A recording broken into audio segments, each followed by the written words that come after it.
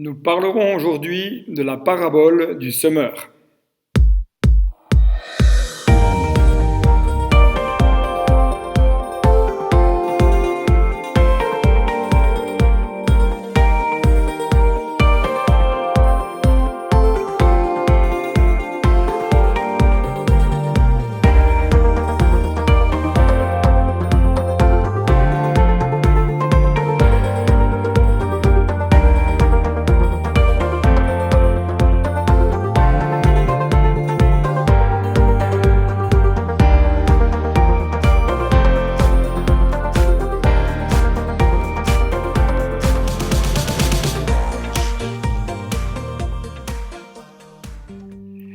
Bienvenue sur la chaîne Pause Matinale. Je suis très heureux de pouvoir prendre un nouveau temps avec vous aujourd'hui et de partager sur l'une des paraboles de Jésus qui est la parabole du semeur. Lisons ensemble dans l'évangile de Luc chapitre 8 à partir du verset 4. Une grande foule s'étant assemblée et des gens étant venus de diverses villes auprès de lui, il dit cette parabole. Un semeur sortit pour semer sa semence. Comme il semait, une partie de la semence tomba le long du chemin. Elle fut foulée aux pieds et les oiseaux du ciel la mangèrent. Une autre partie tomba sur le roc. Quand elle fut levée, elle sécha parce qu'elle n'avait point d'humidité. Une autre partie tomba au milieu des épines. Les épines crurent avec elle et l'étouffèrent. Une autre partie tomba dans la bonne terre. Quand elle fut levée, elle donna du fruit au centuple.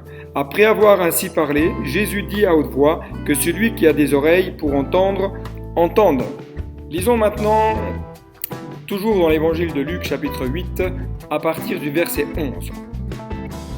Voici ce qui signifie cette parabole. La semence, c'est la parole de Dieu. Ceux qui sont le long du chemin, ce sont ceux qui entendent. Puis le diable vient et enlève de leur cœur la parole de peur qu'ils ne croient et soient sauvés. Ceux qui sont sur le roc, ce sont ceux qui, lorsqu'ils entendent la parole, la reçoivent avec joie, mais ils n'ont point de racines. Ils croient pour un temps et ils succombent au monde de la tentation. Ce qui est tombé parmi les épines, ce sont ceux qui, ayant entendu la parole, s'en vont et la laissent étouffer par les soucis, les richesses et les plaisirs de la vie, et ils ne portent point de fruits qui viennent à maturité. Ce qui est tombé dans la bonne terre, ce sont ceux qui, ayant entendu la parole avec un cœur honnête et bon, la retiennent et portent du fruit avec persévérance. La parabole du semeur, c'est une des paraboles qui est bien connue parce que nous l'entendons bien souvent prêcher dans nos églises.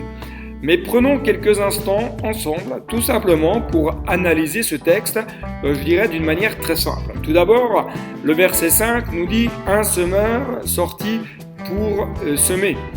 Je dirais que, tout simplement, tant que le semeur reste à l'intérieur de sa demeure, il ne peut prétendre récolter le fruit de son travail.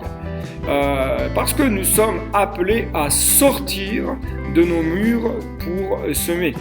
Nous pourrions dire que le semeur pourrait ouvrir la fenêtre et essayer de jeter au loin la semence, mais ne récoltera jamais le fruit qu'il devrait récolter, parce qu'il limite son terrain d'action. Chaque enfant de Dieu, chaque disciple de Jésus est appelé à sortir de sa zone de confort pour aller et semer la parole de Dieu autour de lui. Mais nous entendons parfois ce genre de réplique « Je ne suis pas à l'aise pour aller parler dans la rue ». Mais je te dirai d'abord, tout simplement, rappelle-toi l'ordre que Jésus a laissé dans sa parole. Aller par-delà le monde et prêcher la bonne nouvelle. Ensuite, je dirais que Dieu t'appelle à semer selon le modèle qui te correspond et selon ce que Dieu te demande. L'important, c'est que tu sèmes. Quelle que soit la forme, l'important, c'est que tu sèmes la parole. Un semeur sème la semence. Cela peut paraître tiré par les cheveux, mais je voudrais te dire que nous sommes appelés à semer la semence de la parole de Dieu et non nos idéologies, non nos principes, non nos dogmes, parce que le monde n'a que faire de nos idées, n'a que faire de nos principes.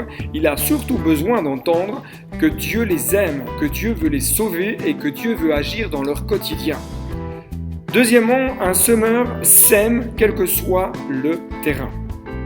Lorsque nous croisons une personne en face de nous, nous ne sommes pas en mesure de dire si le cœur de la personne est une terre fertile, est une terre qui ressemble à du roc ou une terre qui ressemble, à un terrain plein de broussailles. Semons et laissons Dieu s'occuper du reste. Cela lui appartient, c'est lui qui fait croître la semence et nous devons simplement semer et jeter la semence autour de nous. Il y a dans ce texte 4 terrains, donc 4 résultats différents.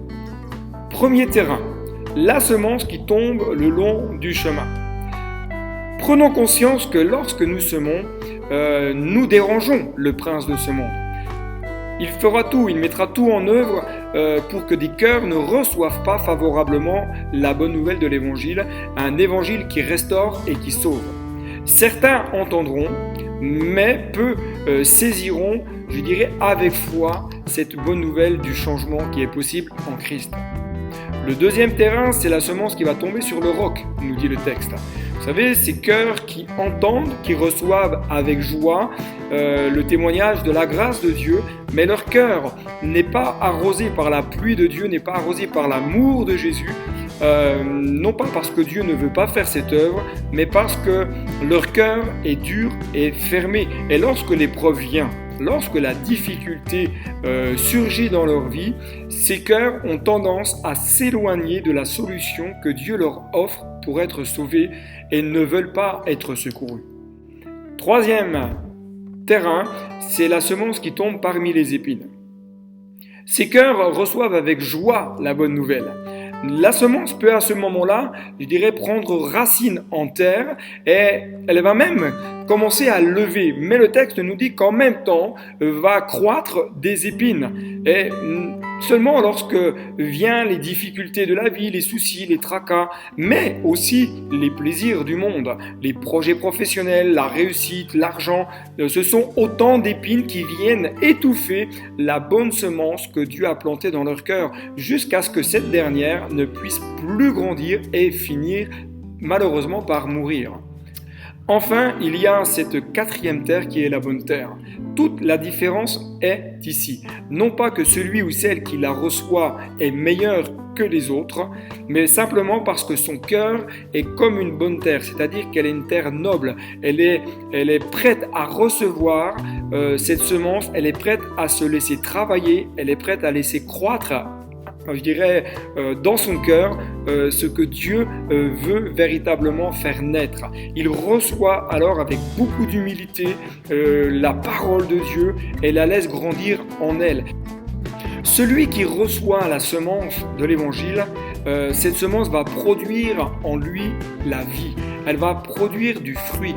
Et j'aime à dire qu'un cœur bon se voit à l'extérieur. La parole de Dieu produit en nous un véritable changement qui va se refléter à l'extérieur. La bonne terre, elle garde ce qu'elle a reçu et avec persévérance, elle va porter du fruit qui témoignera de l'œuvre de la grâce de Dieu en elle. Je voudrais vraiment vous inviter à faire cette prière et de demander à Dieu à ce que votre cœur ressemble à cette bonne terre qui soit noble et prête à recevoir la parole que Dieu a prévue pour votre vie, afin que ce que Dieu a planté puisse grandir et porter du fruit pour sa gloire et témoigner de son amour pour vous. À très bientôt sur la chaîne Pause Matinale. Et si vous n'êtes pas abonné, n'hésitez pas à cliquer sur la petite case abonné et de cliquer sur la petite clochette afin que vous soyez alerté dès que paraîtra la prochaine vidéo qui parlera à nouveau d'une des paraboles de Jésus. Et n'hésitez pas également à nous laisser un commentaire et à partager cette vidéo autour de vous. À très bientôt et que Dieu vous bénisse.